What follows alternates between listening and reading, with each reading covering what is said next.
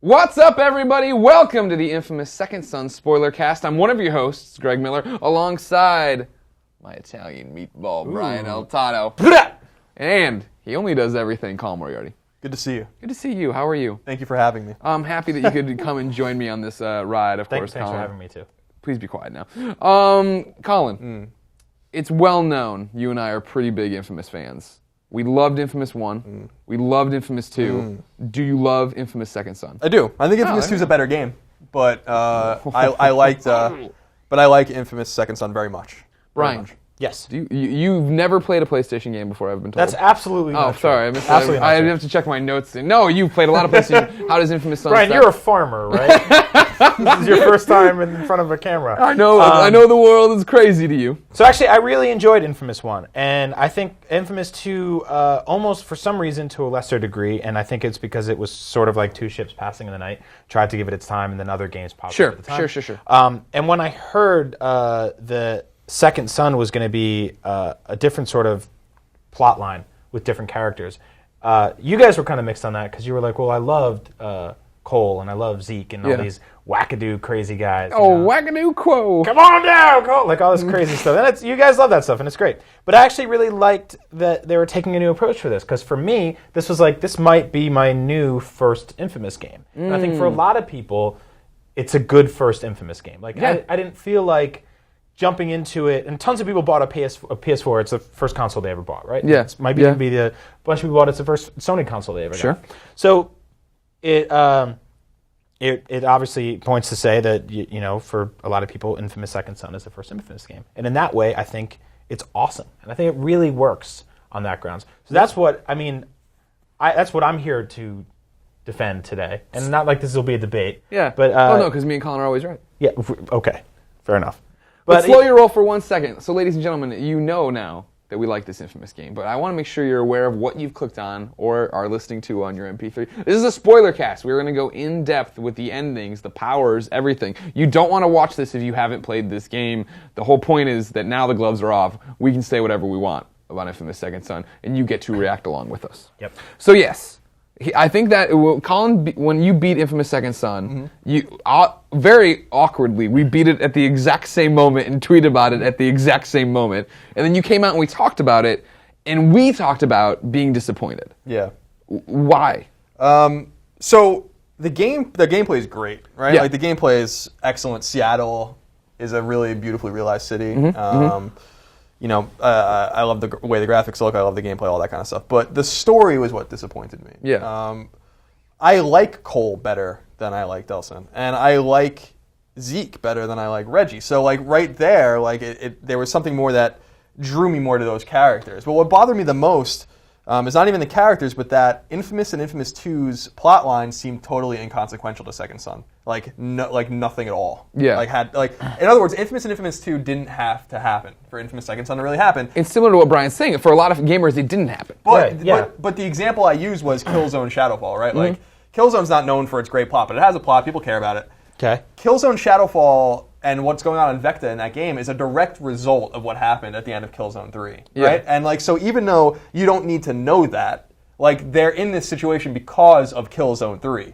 And it's not implied, it's said. It's there in the game, right? Like in Infamous and Infamous 2, you can say, well, what happens in New Marais at the end of Infamous 2 when all of the, or most of the conduits die, well, that somehow affects the situation with the DUP in the Northwest where they go into the city and they try to take it over or whatever. But that's not really talked about. Cole and Zeke, well, really just Cole is like not even mentioned in the game at all. That's not true. In the major plot line? There is a point right before you get the video conduit power. I don't know if you guys caught this. You go into the video guy's like garage area, and there are 2 doors, and on the doors it says Cole McGee's Auto Body. I knew you were going to bring that up. There's 2 electronics. There's storefronts. There's Cole McGee's and there's it's Cooper and McGrath. There's another sign. That's not Cole being in the story. Well, I think that's where he is now. So you need to accept that he just works at an electronics store now. We actually delayed the spoiler cast because now that the game is officially live, we can go and officially play the DLC that comes with it, the Cole's Legacy stuff, where they talk a bit about this, but it's not. It's you and I wanted more. This is all reaction if we can get compared to real life, right? Of like this would be some kind of reaction to September 11th, right? We're 7 years removed from September 11th, and now the TSA has gone crazy. Like, you'd mentioned September 11th. There's really no strong talking about Empire City. And they talk about bioterrorists a lot, obviously, but they're still never pointing it out, like, you know what I mean, and saying point blank that, like, there was this bioterrorist, Cole McGrath, who f***ed up everything. So are you guys kind of upset that they didn't, like, kind of, like, explicitly sell that more going in, that this was so separate from everything else? Like, did you guys go in expecting this was going to be the continue of that? Because you're a big comic book fan. Yeah. I mean, isn't that part of it for you, is like every few years there's a new Batman, and they don't acknowledge all the old ones. Like, to me, it's like there's the DUP, that's the Joker, and then there's the guy with the conduit powers, that's the Batman. Right. And then there's the people who take those powers the wrong way. I'm not saying, again, I think what they do here is fine. But I'm talking about that initial disappointment. You know what I mean? And the fact that this is what I always write about and talk about, like, why I didn't review Infamous 2 and why I wouldn't have reviewed Infamous Second Son, is that I'm a huge fanboy for this franchise, you know what I mean? And so I'm allowed to sit here and be like, well, I like Cole better, and I wanted to see more Cole. I don't think it completely derails the game. The game's great. I love the game so much, you know what I mean? But you say something interesting there, right? Like, I'm a big comic book fan, right? And this game really felt detached from that part. This isn't a comic book story, which also hurt for me personally. And not hurt, but you know what I mean? Like, it was like, oh, they're doing something different here. Because like when we did Infamous in 5 minutes, and when I sat down and plotted out that script, right, there's these different characters, and they have their own, like in Infamous 1, they have all, there's people leading these monsters, right? And then there's this crazy event where they try to give somebody else powers, and then at the end there's, holy shit, Kessler's you know what I mean? And this one, that old lady you like has concrete in her legs. Yeah. Please stop that. Yeah. Okay, I've done it. What? Wait, what? Like, you know what I mean? Like, I missed, like, where was our Alden? Where were people? When you put it like that, it does sound really ridiculous. Yeah, like you can. The whole game is about getting rocks out of an old lady's legs. Yeah, which is I didn't actually put that together. Like, if you take away everything, it's like, hey, Grandma, I got those rocks out of your legs. Oh, thank you so much. Which, good night, Delson. Good night, Grandma. Kick your feet up. Watch the show. You scarred up legs. I can lift my legs now, Delson. Jesus Christ. When you put it like that, yes. But what I'm saying is, I loved that as the seed of everything. When that happened, I was like, what an awesome way to get him to feel guilty about having powers and to go out and fix it. But there was never that next turning point of what's happening, right? You and I talked about it, Colin, right? It all comes together too fast. It all happens too fast. It starts too fast, I think. And that's... Yeah. Like Altano's kidding around, but that really is the name of the game. Like, these people are on, what I assume is like their like a reservation or whatever. The DUP has an escaped conduit that they capture. The only reason that this ever happens is because Delson says something to Augustine that makes her turn around and come back and put the rocks in Betty's legs or whatever. And the whole tribe, not just Betty. Stop saying, I got these rocks in my legs! So, I mean, like, it's not like we said, on a gameplay level, Infamous Second Son's, I think, actually better than Infamous and Infamous 2, but 100%. I agree, yeah.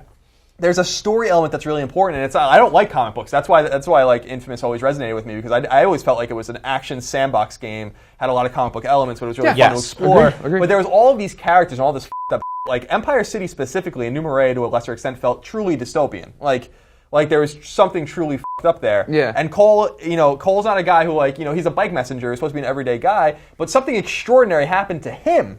And the only reason something extraordinary happens to Delson is because of like this guy, the DUP guy. Yeah, exactly. It's a little, and you could say the same thing about what Cole kind of being happenstance, but it felt different. It didn't feel organic, and so the way the story kicked off just wasn't as interesting to me as he immediately loves his powers. He immediately is like this totally sarcastic, like power hungry dude. Whether you play as good or evil, he's pretty much the same way. Yeah. And that just seemed like so unnatural. Like it seemed like it honestly needed like 10 more hours of like exposition in between the beginning of the game at the Indian Reservation and the fight with Augustine. Sure. There needed to be more, and I know that that's unrealistic. Sure. But there needed to be more story, more plot. Yeah. Okay. A lot of gamers don't care about plot, though. I learned at GDC. That's true. I wrote that story. I know you did. You wrote a lot of stories. Good job, Colin. I like your work. Thank you. But no, I mean, I feel like, especially now, it feels like maybe to the viewer we're taking pop shots at it, but it's like how much we love it, right? And just like, I mean, this is a great game. You know what I mean? That I'm going home and platinuming tonight, and hopefully they're putting out more story DLC and keeping me, come back to it. You know what I mean? I'm not trying to take away. I want to make sure we're spelling it out. But Yeah. as Infamous fanboys, I got to the Augustine fight, right?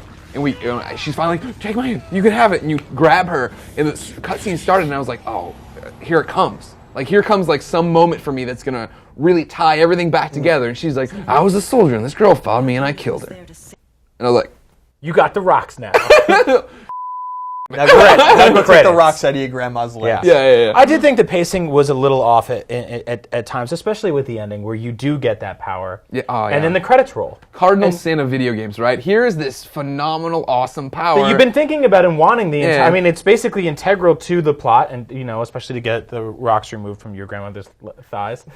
But Old rock thighs, Betty. Yeah, you get the old thunder thighs. So you get the rocks out of her legs, and basically the credits roll, and you're like, if you want to go back and get put more rocks in other people's legs, you can do that now. Yeah. But you don't have to. Well, that was the thing, too, of just like, for me, I know it's the same for Colin, right? And I think you too. Yeah. For everyone, I imagine then. Infamous is a completionist game, right? Yeah, we that first island is. I didn't even unlock all of the abilities for the face buttons of the controller. I just started running around, and then I was like, I'm stupid. I went and unlocked the other ones, and then cleared the island, thing. right? I'm like, I did this. Like, I know this could be easier if I get this stuff, Yeah. but this stuff I gotta keep doing. Yeah, This stuff. and then you get to the second island, and I spent hours clearing out that island. So for real, to get to the end and be like, here's concrete, you're like, what am I got nothing to use it on. You know what I mean? Like, this isn't, hopefully if there's story-based DLC, right, that drops you in, then that makes sense. Okay, I can go with it from there. But yeah, like, it was such a cool power. Like, that fight. The fight is weird, I think. It's fun, and it's great, and I love, Eugene throwing us Transformers, and you're getting the abilities, and, like, you got that rock run, and then she's a rock scorpion, which was, like, did I miss why she'd be a rock scorpion by any chance? She just likes scorpions? It's like why I'd be a rock wiener dog? Scorpio. Gotcha. Scorpio? Well, so I thought Great fight, but then it was just like, Yeah. I got to use that rock blast, and I'm firing it off, and you use your karma bomb that is the I rock. thought there was this weird point in the game where when you fight Eugene and you're in like gamer zone, basically, right? Yeah. And it's like, here's a stereotypical video game boss fight. Like, you're jumping from these giant rock spires, and there's lava everywhere, and you're circling this thing, and you're shooting this monster who's surrounded by these angels. And I'm like, this could have been like a boss fight in the PS2 game, like very archaic in terms of the way the actual battle was constructed. Sure. And they're sort of calling out, not so subtly, how it's a really big video game trope. Yeah. Right? And you're kind of like talking smack to him as you're doing it. You're like, you're talking about, get me out of this video game, and you're a gamer nerd. And a few chapters later, you're like, oh, what are you hanging out with your Dungeons and Dragons buddies? Or Right. But then the rest of the boss fights in the game kind of felt like that too. And it was sort of like the game did this a few times where it acknowledged tropes that we find in video games. Like the very first scene in the game, which Caleb, who works on our video team, pointed out to me, is Delsin goes to climb up on a rock, and it's covered in bird poop. So it's like shining white, just like in Assassin's Creed and every other game that's like shining white. And he's like, oh, there's this white crap all over this rock. And I thought, like, that's a really smart approach to going, like, we're going to have you climb on things all over this game. They won't have the white thing all over them, but you guys know what that's like. Yeah. And the boss fights did that. But then the last boss fight did that same thing, but without acknowledging it. You're like, well, this sure is a video game boss fight. Yeah. And it was gorgeous, and it was really good to look at, but it was a video game boss fight. Sure. At the end of the day. So, like, with all the power of PlayStation and all the lighting and particle effects and all that stuff, like, you're really just running around a dude in circles, shooting him, wondering, why are you a crab? Yeah. Why did you pick a scorpion? Yeah, why are you a scorpion? I didn't see any scorpions in your flashback. Yeah, Weird. like, I mean, I don't know. So we've said this stuff, making it sound like we don't like this game. Yeah. But we love this game. Yeah, we do. We're this nitpicking. That's what we do at IGN, of course. Yeah. But come back for all your video game news. The big thing is how much fun it is to play. Yeah. Yeah, So gameplay much is fun. king, right? Yeah. And the Infamous 1 was all about the electricity. It was cool. You got a cadence with Cole, which you then mastered in the second game, and they threw in fire and ice and all that kind of stuff. And what I really liked with Second Son was that the unusual elements that they bring in, video and neon, concrete later, although you never really get to use it. Yeah. And smoke. It's different and it's cool. And even though I didn't like the literal parkour as much as I do in the Infamous games, because you're not climbing.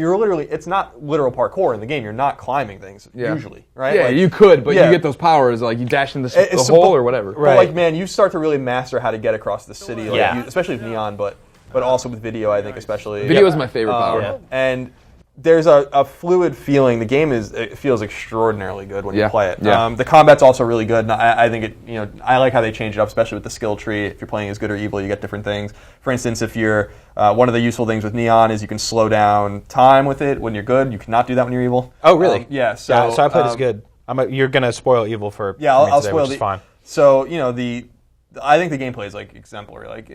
No game is worth playing if it's not fun to play. Right? Yeah. Like we can pick apart the story and the characters and all that, and they deserve picking apart. I think in this particular game, but gameplay is king, and the game was just fun to play. It was fun to complete and do all that stuff. Yeah. See, and it's interesting to me that when I flash back to the first few hours of that game, when you have smoke and you are climbing buildings, like hop. Yeah, and it doesn't feel. I think. Once you get the other conduit powers, there's no reason to ever go back and do anything like that. So it's almost strange that there is that 2 hours where you're hopping up the side of a building like an idiot, and then an hour later you're lasering across everything, flying. Well, that was the the thing I thought was interesting, right? In the way we're talking about, the story pacing was off a bit. I thought the power pacing was perfect, and the fact that I had smoke, and I was like, oh my, I'm dashing in the pipes and I'm coming out and I'm still parkouring, really and I was like, this is great, this is so fluid. And then you get Neon, and then you get video, and then you get concrete, which I didn't even use that much. But when you go back to smoke, you're like, it's so slow to move around in smoke. It didn't feel right. They taught you, they upgraded you to these different abilities where you're like, when you have video and you've maxed it out, you can just glide forever, it seems like. Yeah, I was kind of hoping for sort of a wheel, where I could just flip through on the fly. Sure. Because there was one part in the game where you get smoke, you have smoke, you get Neon, you lose smoke, and you go to get smoke, and it's like, can't get that anymore. I lose a power, but then an hour later, you can suck powers from anywhere, but they never actually really tell you that. Once you've maxed out one, you can take on the other. Exactly. That's what it was. But that wasn't, maybe that was a line I missed somewhere, but... It was never super well explained, but I think it was that you're just left to assume once you get all the power conduits. But yeah, the freedom you get as you expand your power set is awesome, and it almost felt like playing Metroid Prime or something like that, where you're starting out with a few things, and then by the end you're able to traverse the city in a way that you've never seen before, and it's, especially with Neon, just. Flying up and down buildings, nothing can stop you. Yeah, so really you max it out so you never stop. You literally go from one side of the island to the other without ever stopping. It's very cool. What was your favorite power, Colin? Neon was my favorite. Okay. I found it to be the most useful. Video's good because it's got that rapid fire thing, but you realize it's actually the weakest power. You're doing a lot of damage with it because it's hitting them a lot. Yeah. I like Neon, especially when you're playing as good and you can slow things down, aim at their legs, tie them up. Yeah. But I did like what would it be, the R1 attack with video when the swords come out. Yeah, and you target. Cool. Yeah. And those are especially useful on helicopters, which I thought was kind of cool. I liked flying with video. I thought that was really cool, just giving you wings. And it was different than all the other ways the power was controlled in the game. And again, it felt kind of off balance where you got the rock power at the end, and you're like, I'm a big wheel. It's I was flying 5 minutes ago, so this is kind of the pacing on this. Yeah, for me, for video, I really enjoyed, especially at the end when you're into the huge groups of enemies, being able to go invisible, come in, and just walk up on guys who are giving you shit and just bury them with swords. Yeah, for me, it was like seeing a big group of people and then building up my karma bomb, and then they're all just standing there, and I was like, hey guys! Yeah. That was awesome. I love doing stuff like that, especially because at some points you're battling entire, the DUP checkpoints when you get to the second part of the island. Some of those are pretty rough. Yeah, they have satellite dishes that obscure the HUD and all that. Yeah, and I really liked all that. And there's 5 choppers around them, and there's turret guns on each side, and you're strategically going, how do I take all these things out? And they don't actually tell you. The first half there's those big trucks, and you have to shoot all the panels off of them. Yeah. But the second half they're I think there's some sort of a cylinder kind of cylinder in the center of this, but how do I get to it? And I would kill everybody and then jump on top of it and be like, get me in the thing! And finally I was like, all right, I'll take out everything around it. But yeah, that was, a lot of that was really optional, which is cool. It felt like there were these little mini games that were happening all over the island, which was different than some of the actual little mini games, which I was a little less enthused about. Yeah, that was one of the things we're talking about, the side missions, the ones you actually go out on. And for me, seeing Infamous for Second Son be promoted through trailers and then getting to see demos of it, right? It felt like Sucker Punch was making a huge step in what they did and how they were going to tell stories. And then when I got it and I started playing it, I was having fun, don't get me wrong, but I was very cognizant of still Sucker Punch, still Infamous, this is not a huge leap from Infamous 2, right? Not at all. It's prettier. It's I think the gameplay is tighter, but I'm still like, Same systems. what's the you drop into something, you're like, press up. Where's the camera? There it is. Yeah. Checkbox, you've done it. It's like, Yeah. okay, like I understand. It's hard to do, open worlds and give you stuff and make that feel fluid and stuff, but this definitely didn't do it. Yeah, and I think it's weird to me that they honed in on such a specific side of the story in terms of like you really only have 2 people in the world that you care about. Yeah. Because everyone else in the world you don't give a shit about. I mean, it's a weird thing about like open world games is that for the most part you're driving a car and you're smashing through people in crowds and you don't care. They mean nothing to you. But in Infamous Second Son, like I felt a severe disconnect with just the general populace of Seattle. Like the more you played, the more some of them were like, "Hey, it's that Delson guy. Hey, Banner Man. Hey, how you doing, buddy?" Yeah. And you're like, "Thanks. How's it going? Occupy Seattle. We'll get your filthy tent off the street. Thanks." But they like I didn't really feel like that whole like kind of living, breathing city side of it. It just mostly felt like this mesh beneath this war that I was having with these alien-looking guys. Yeah. That was happening on the rooftops and happening in these DUP towers and stuff like that and checkpoints.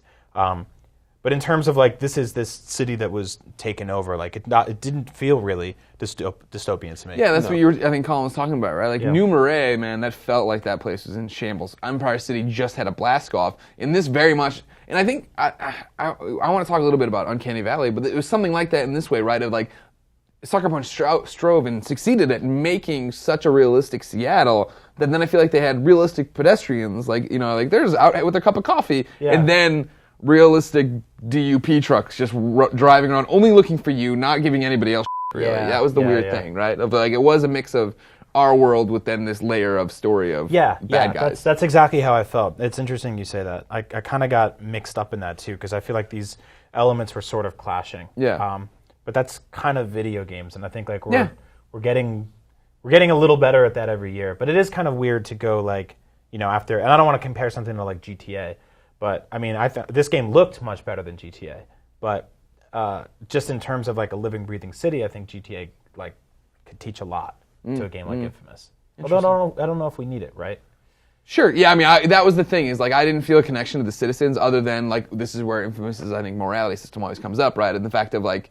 Instead of when I'm playing a good playthrough, I'm not just gonna barrel through everybody. I'm trying not to hurt people, but I didn't care about them. There were the occasional guys as you're flying around who were like 5 guys were kicking him in a circle, and he's like, "Help me!" You're like, "What happened to you?" That one, I don't understand the AI on it all. Like, because there's the guys who are in the conduit sucking suits or whatever, getting kicked or beaten up, and you drop and you unhook them, and then the other people start cheering for you. Or I'm like, you were beating him. What are you doing? Like, you're lucky I can't kill you right now because I'm on the good karma. Thank you, Greg, for stopping me from kicking his. Yeah. Yeah, and I think that's just more indicative of Second Son's shortcomings story-wise in terms of the fact that nothing you do really matters. There are 5 choices in the game, 5. Yeah. And none of them, except for the last one, really matter.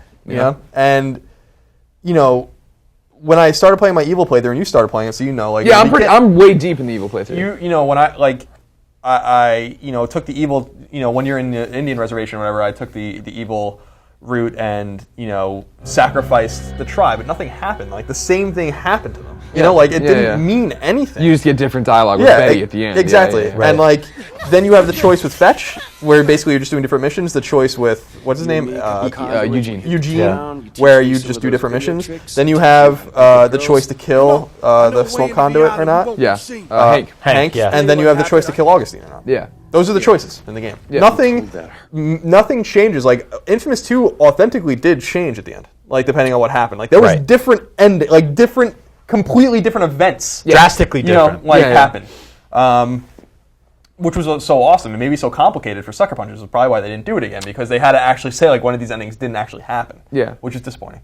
But what are they going to do? They can't make two different games. Yeah. And that was kind of, it's just, no matter how much I enjoyed playing the game, and I really did enjoy playing it. I platinumed the game. I spent a ton of time with it. I just can't get over that disappointment with the story. Where was Cole? You know, like, I understand that Cole's dead, and they promise us Cole's dead. Cole's really dead, but you just mean the mention of him. Hey guys, I would have loved to see him again. History-defining event that we're not, really mentioning. It's like, where's that history? And I don't know, man. I don't know about you guys. Like, regardless of if Cole's dead or not, and how they killed him in the good ending in Infamous 2, like, I wanted to see him again. Yeah. Like, I wanted him to be in that game, and I kind of wanted it. Like, we always said, like, we hope we didn't fight him, but I would have taken that over. Oh, sure, that was the whole thing. Like, not seeing him at all. I don't know. I guess it's a shortcoming of my own abilities, and the fact that I talk to Sucker Punch and had him on up at noon and stuff. Like, I now with what we know about Second Son, I'd love to have another conversation, another interview with them about if they thought Infamous 1 and Infamous 2 were too complicated. You know what I mean? If that was the thing, and they are complicated. I know, and I think they're complicated in a great way. Yeah, but like this one is very clear. Like, Augustine is your villain from the beginning to the end with no real deviation. You know what I mean? Like, there's nobody else stepping up to be your Alden or to be a reveal or to, you get there and Cole's been pulling the strings or anything. You know what I mean? It's very clear this is what it is. I'd like to know, why they decided to go that way. Yeah, story-wise, it sort of felt like this was like an 8-episode miniseries of a show, right? Sure. Whereas I'd say like Infamous 1 felt like a 2-season show that could have kept going, and then it did keep going. Yeah. So that was kind of like, it was very compartmentalized and very kind of small. Like, there is that very sharp, thin line from here's what's happening, now it's over. And when it ended, like, I was, like, what's going to happen? How do you make a sequel to that game? Like, your brother's dead. Yeah. Right? Your grandma's got the rocks out. Maybe someone's going to come back, put him back.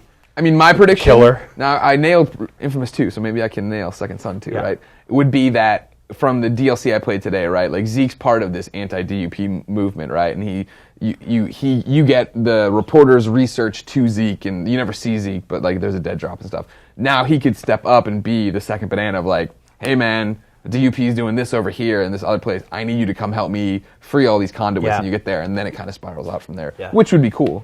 And then get Cole's body out of there, and then Cole's alive. Sure. Yeah, they got. I don't know. It was. So, do you want to know how the game ends? I was gonna ask you, as the one person here who's completed both, which ending, which playthrough, which decision making did you like good or evil more? Which did you like playing as? I liked evil more because it was more definitive, but it's a brutal ending. Okay, of course, in the good ending, let's start there. I guess good ending. Reggie dies. You don't kill Augustine. They take her away or whatever. Everybody celebrates the fact that she's gone. And that was the whole thing too, just how quick people turned on like.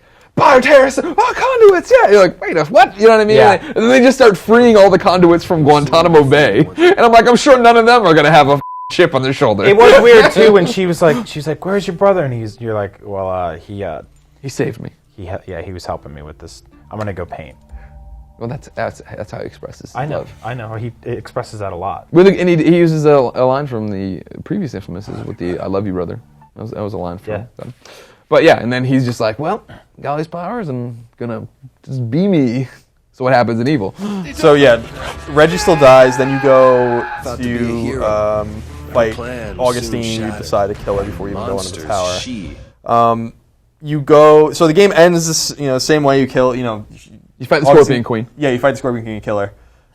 Then you go back to the Indian reservation to talk to Betty. Yeah. Betty opens the door. Still with the rocks in her legs. Yeah. And she's like appalled and disgusted by Delson and says like, you've disgraced us, you've disgraced your family, disgraced your tribe, you are no longer one of us. Ooh. Wow. And like shuts the door. And Delson tries to go back in and the door's locked and he turns around and he does a karma drop on the house. Nice. Kills her. That's awesome. What? Awesome. Yep. Yeah, I like that. I like that a lot. Why didn't he just use more of his powers to open the door? I don't know. Why would he kill her? He just lost his brother. For the good of the tribe. I mean, you don't double down on that. So does he have a monologue at the end, or that's just it? No, like he looks. Does he have tears in his eyes? No, it's clear blue skies, comes out of the house, does like the thing, and like when you like look at him in the air, like instead of using that usual smirk, he's like angry and goes down, and then like when it's hitting the ground, it like goes into the credits. Nice. Oh my God, that's cool. That's a good ending. Yeah, wow, yeah, that's really powerful. Jeez. My favorite, and this is what you're talking about too, right? The fact that the choices really don't deviate the story, right? In good, when Fetch and I went out and beat these drug dealers, right? then the next day, they do the thing where they speed up time, and the next day she calls, she's like, oh, you weren't there when I woke up. So it's like, oh, we got it on. That's awesome. You know what I mean? Yay for us. But it's that was weird. You don't get to see it. It all happens off camera. No, but it was hinted at, but it shouldn't have been. What? Because Fetch is crazy. Well, in the evil ending, or not the evil ending, when you make the evil choice, right, and you go, instead of going after your drug dealers, you're like, let's go fuck up all the people who are protesting us. And you're like, yeah! Wow. And you just go out and you kill those people. And at the end of it, when you finally take down their leader, he's like, oh, I got so much energy. And he's like, yeah. And she's like, you want to hook up? And he's like, yeah. And she just jumps on him. And it's like that was like a great scene. That was like a scene I really, really dug. Doesn't he remember all her crazy art candle shrines? The Brent shrines and everything. It's like, that's never stopped anyone before. Come on. That's true. But I love that was like this honest moment that still leads to the same thing of him waking up in the morning and, she's like, oh, yeah, you're gone or whatever. Sorry about the fireworks she says like, sorry about the fireworks last night. It's been a while. So like when they were getting it on, she just started shooting off some neon, which is funny. I thought that was cute. But that was like one of the few moments where I was like, oh, that's cool. I like that change. Because like even the other ones when you're making the evil choices and like Reggie's like, I don't know, man. It's like pretty much all you get. Did they get it on in her weird billboard house that she lives in? I hope so. She drew Brent really quickly watching, and then they got it on. Yeah, she's got that. She lives basically in a garbage pile at the top of the billboard. All she eats is chowder. Yes. Yeah. But really not good. Now that we've said all that, I want to real quick touch on for the Spoilercast how great I thought the performances were. Oh yeah. Oh my god. Like, Troy Baker, Travis Willingham, Laura Bailey, they all did really, really great stuff, and they all have their faces super mo-capped. This, however, vocal performances, motion capture, I thought was all great the way they did it. But one of my complaints with the game, right, was the Uncanny Valley effect of like, there were cutscenes where everything looked great, I felt. But then there'd be cutscenes where they'd come in at an angle and you would see that the eyes were just like photos of eyes pasted on the eyes. And then they just put in like video game teeth. You know what I mean? And so then it was like, ugh. Like, cause like their faces look great and they're animating. And it was one of those things that I like a lot where it's similar to a movie where they're casting a person to be this role, and that role is them, right? Yeah. Like, Troy Baker as Joel in The Last of Us doesn't look like Troy Baker. Not at all. But this, Delson. That's Troy Baker. Yeah, Delson is here performing. And it was weird for me because we've had him in this room. We've had him do Up at Noon. We've worked with him before and stuff like that. And that was Troy. Like, that was Troy's face. Yeah. That was his mannerisms walking. And those weren't his teeth, and those weren't his eyes. And that's when it was like, it was only in certain things. Like, did you see this, Colin? Certain things are off. Yeah. But I think the thing I walked away from with the performance, the way the game looked, the mocap, was that it was such a shame that Sucker Punch stepped the game up so significantly from Infamous 2 in terms of its ability to tell stories outside of these comic cells, right? Yeah. And the story just wasn't good. I would have died to see Infamous 2's story with that level of production. You know what I mean? Like, they hate HD remakes. It makes you want to see like production value that high with a story that good. Sure. Because the character. It's not even the characters themselves. I like Delson. He's the antithesis of Cole, which is interesting. That's intentional, right? Reggie is the antithesis of Zeke. He's the level-headed one. He's the adult. Yeah. So these seem to be obvious choices that they made, and I appreciate that. I don't know. Did you guys think that we would get games that looked this good this early on in the PlayStation 4's life? Because I didn't. I really didn't. There were moments playing this game where I'm like, wow, I expected this 2 years from now. Right. Well, I mean, that's the scary thing to think about, right? We always talk about this, how great Uncharted Drake's Fortune looked when it first came out. Yeah. And now you compare it to Uncharted 3, like, ooh. It's like, think about Infamous Second Son, Third, whatever, sequel down the line or whatever. Son or whatever. Yeah. First Daughter, followed by the First Family. That's a presidential thing. Exactly. Final thing I have on my checklist to talk about is that, and it's a super small one, but I thought it was cool, I didn't hate the touch controls in this. Like, you know what I mean? Like, when they talked about the touchpad and when they debuted the PlayStation 4, when I first played Infamous Second Son and did I'm going to put my finger on this thing and trace it up to hit the thing, I was like, God, is this going to be a gimmick? Is this going to be another stupid gimmick? But here it was totally like, it's just a button. Swipe to open the door, hold it up and hit R2. It's like, okay, I can do all that, It did an interesting thing where it didn't piss me off, which is like, that's actually a big plus when it comes to anything like any sort of gimmicky outside of the box controls. Sure. Where I thought it worked was like running along in a fight. You see one of those like DUP checkpoints. There's a cage. You run up, hit the thing, swipe across, whip the cage open. People come running out, and you're like, cool. Yeah. Where I didn't think it worked as well was when it basically just felt like a giant button.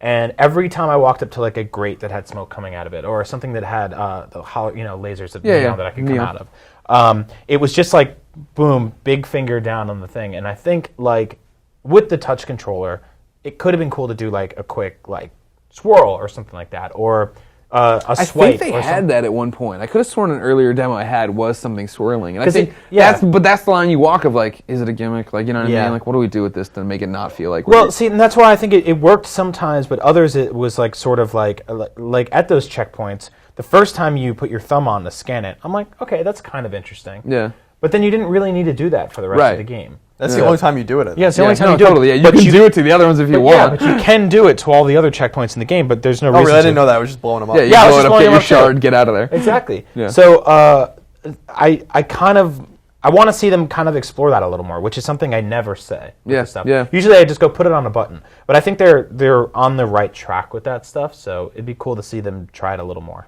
Okay. Any final thoughts? I don't know. I feel like we kind of like we kind of lean towards the negative in this conversation. Yeah. But I think we all really, really love this game. I think that's why we lean towards it. I mean, how many times can we sit here and tell you it is a joy to play, that I think the gameplay is phenomenal, you know what I mean, that I had a great time with the game from start to finish. It's easier to sit back then. Like, it's the same thing with comments, right? Yep. It's easier to sit here and tell you the things we didn't love based on, but I mean, there's so much to love. I mean, the day it came out, they announced there's going to be like 5 hours of new content coming, and that excites me. Like, I want an excuse to pop this game in every few months. Yeah, me too.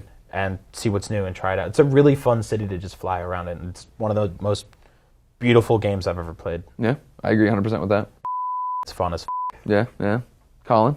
Yeah, I mean, our comments have to be weighted, right? Like we were saying. Like, gameplay is the most important thing in any game, and the gameplay is top-notch. Yeah. The power is top-notch. Yep. Jump ahead from Infamous 2 very easily. Definitely have problems with the story, definitely have problems with the plot. I think a lot of that comes from the fact that we care about this series and this world, right? And this isn't it's like Altana was saying, like, you know, they reboot Batman, right? But they call those different universes, right? Like they like, this isn't a different universe. And so, like, I wanted some touchstone to the past in this game, and I hope, you know, Sucker Punch, I think, has options from here. They can make another game. The game is, I'm sure, going to sell very well, and they can make another game, or they can maybe do something else. You know, we forget that this is their 7th game, and they've made 3 Infamouses now. Yeah. So they probably want to do something else. But I want them to get another shot at Infamous. I want another Infamous in 2016, and on the same engine, refine it a little bit, different city, and nail that story, story. You know, and I guarantee you will. And wrap it up. You know, wrap the story up. Yeah. And you know, make sure to touch those old games. That's that's the only thing I would say is, like, you got to touch those old games. I understand you want people to jump in this game and not have any problems, but you can jump into Killzone Shadowfall and not have any problems either. But there's something there for people that like Killzone. Yeah. Got it. So that's my only takeaway. Well, ladies and gentlemen, that's how we feel about Infamous Second Son. But what do you think? You've clearly beaten it. That's why you watched this, right? So let us know in the comments what you thought of the story, what you thought about good versus evil, and how great that gameplay was. Until next time, keep it here on IGN for all your PlayStation news.